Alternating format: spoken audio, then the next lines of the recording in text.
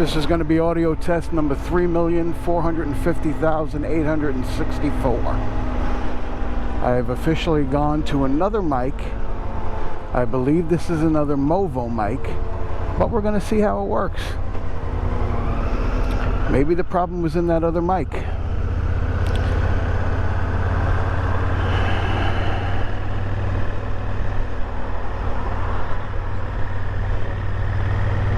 So it's June the 4th. On our way to work. 6:03 a.m.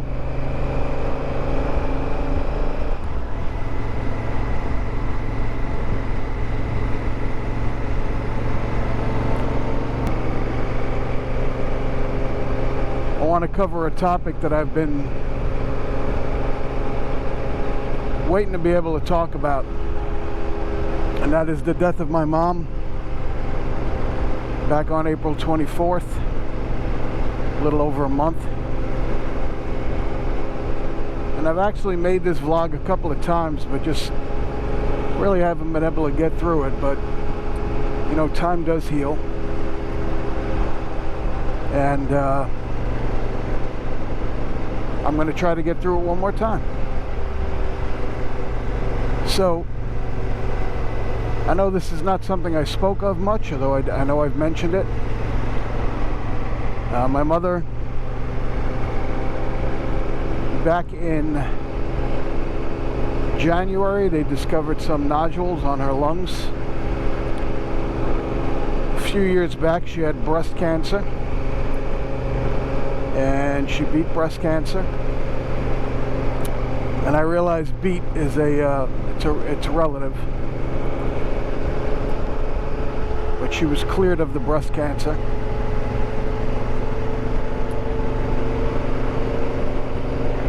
And she was doing, you know, pretty well. She had health issues, my mother. She had COPD. And she had just other ailments. She had other things going on. But the cancer was the primary concern, and the cancer, for all intents and purposes, was gone. She was cleared of it. And then back in January, they found some nodules on her lungs.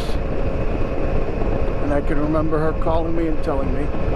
She was very calm about it. You know, my mother was not one to panic when it came to health things.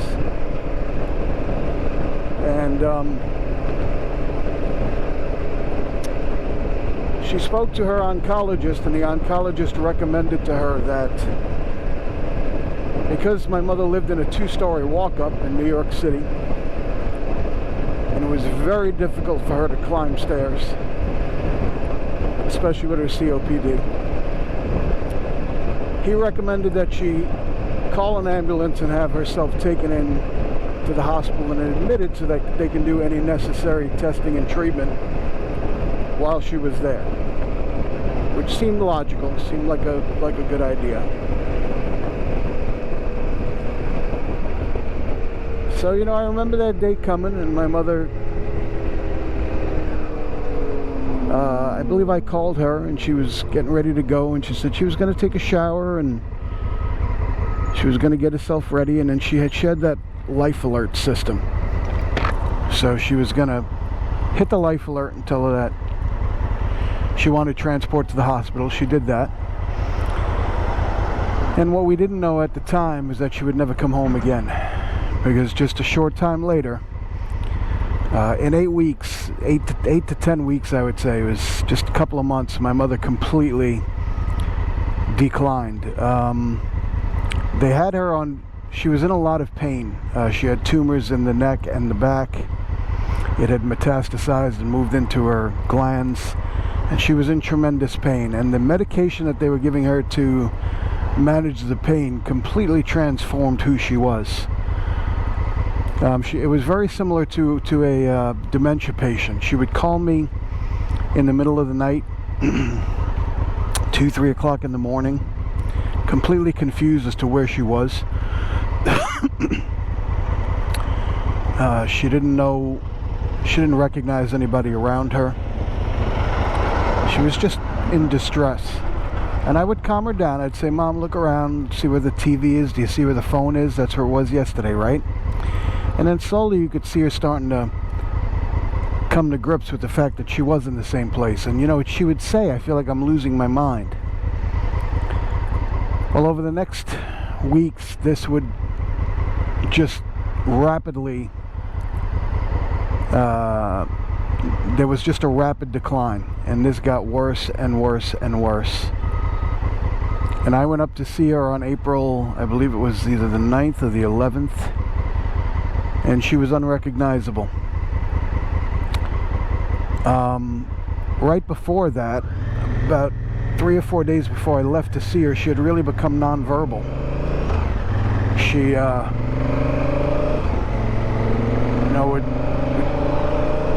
she was able to talk on a cell phone up to that time. But when you would call her, you couldn't understand what she was saying. She'd be able to answer her phone, like she had the physical ability to manipulate the phone to answer it, but I mean, clearly she was struggling, and you really couldn't understand her. And then it came to the point where she wouldn't pick up the phone at all. And I headed up there, I drove up, I believe it was April 9th, and she was unrecognizable when I got there. She was nonverbal, just about completely nonverbal. And when I first walked in, I mean, I felt like she recognized me. She knew who I was. And I was sitting there next to her bed. It was just her and I for a little while. And I knew she was trying to tell me something. And I couldn't quite figure out what it was. And I realized after a few minutes that she wanted me to pull up a chair and sit next to her. And I did, and she took my hand. She held my hand. We held hands for a while. But she was so uncomfortable. And she just wanted comfort. You know, she just... When she did speak, it was always, you know, either to try to call the nurse, or she would say, something is wrong. Why can't I go home? These are the type of things she would say, which was heartbreaking. Because, I mean, we wanted nothing more than to get her home. Me and my two brothers, you know, that was... We would have done anything to see her come back home. So I think it was just a combination of her not, you know, the cognitive issue she was having, not understanding. She was, you know, incontinent at that point. She was in a diaper. She didn't have the strength to get up out of the bed from laying in bed for so long. She was delusional. She was hallucinating. And when I left there, I stayed with her for 2 days, and then I got in the car. And you know, the thing was, one of the nurses had come in right before I left, because it was really a bad 2 days. But one of the nurses had come in a couple hours before I left and cleaned her up. They gave her a little bath, you know, a sponge bath, and they just brushed her hair. When I came in, she looked so much better. It was the first time while I was there that I really saw her look good.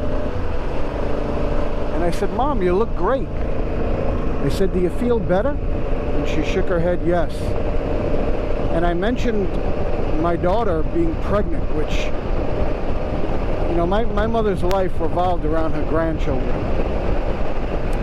And I had mentioned this a couple of times, and she didn't know that she was pregnant, and it didn't even register, you know, but this time she looked at me and her face lit up and she smiled. So I know that she understood what I said. And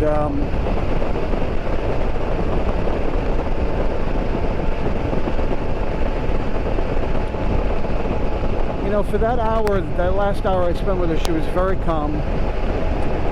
She knew I was trying to get her doctor on the phone to get some answers about the situation. And at one point, when she was really distraught and crying, because I know she signed a DNR and she did not want to be kept alive if that became an option, intubating her and that sort of thing. And I said to her, Mom, if we have the option of just making you sleep, do you want that? And And she would cry, but then she would say, "Can we do that?" And I said, "I'm trying to find out. I'm trying to talk to the doctor."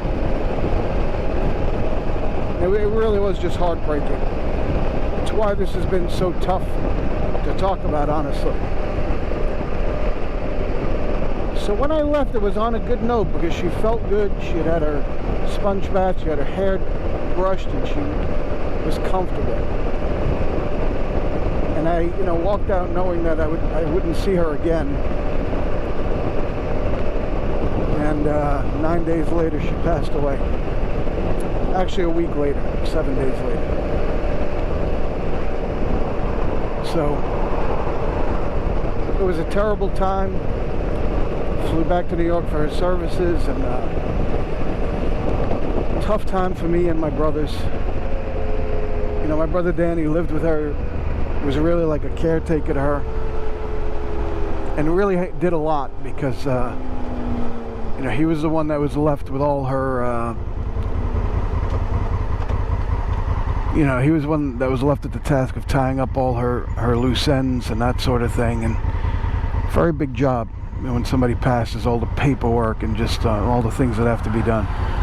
And he's still doing that. He's still in that process, even almost a month and a half later.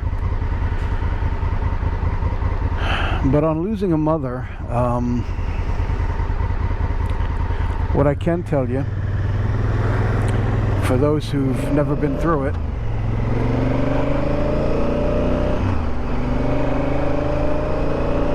I'm 56 years old.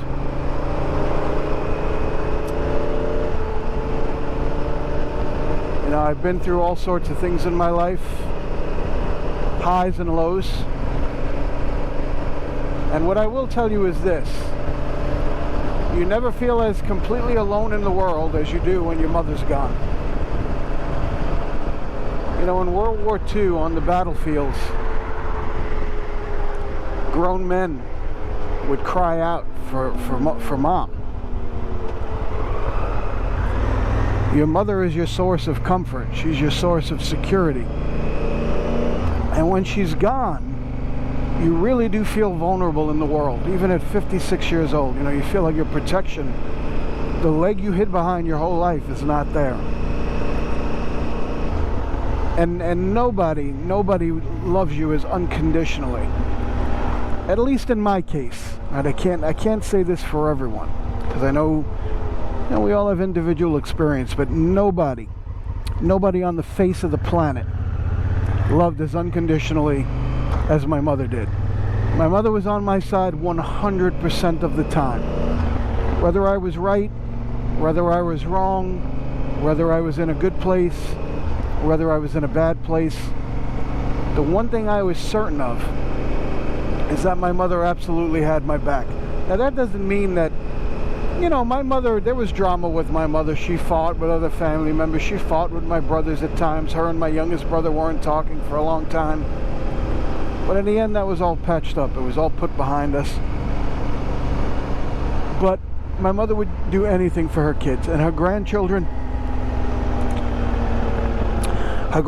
were probably the only thing she loved more than us. I mean, her love for her grandchildren was what fueled her. It was really what drove her. It was her motivation to push. One of the things I forgot to mention was while she was, when they first admitted her, and they had called us and they let us know that this was not something she was going to beat. And I remember her saying to me, in the most casual way, she asked, "Do you think this is terminal?"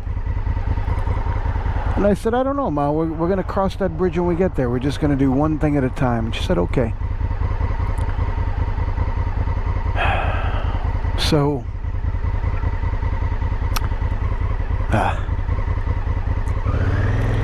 but I will tell you that the pain of losing a mother, I lost my father at age 18, and my father was only 51. He went to bed and never woke up. And that was difficult too. I mean, I really didn't get close to my father though until I was 14, so I only knew him well for a couple of years. But it did hurt. I finally got to know my father, and then to lose him, and to lose him so shockingly. And it was my mother who made that phone call, and I can't imagine what that was like for her.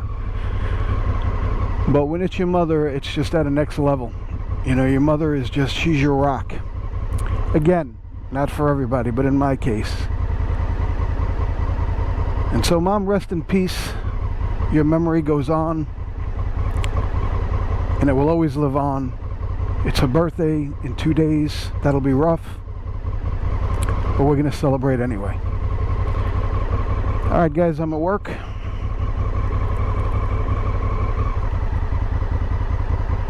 Let's go and seize the day. I will talk to you guys a little later on.